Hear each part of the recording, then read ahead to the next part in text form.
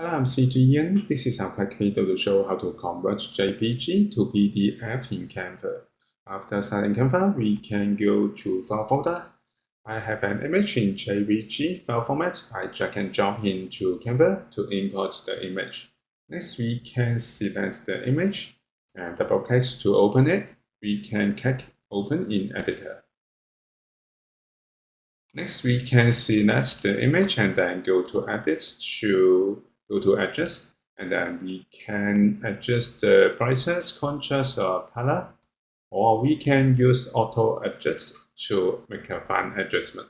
If you're happy with this, we can save to PDF. We can go to Share, and then go to Download, and then in File Type, we can find PDF Standard, and then we can click Download to download the PDF. So we got the PDF from JPG.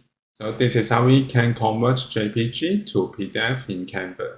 Thank you for watching this video. Hope this helped. Please subscribe this channel. More video will share with you. I'm CG Ian. See you in the next video.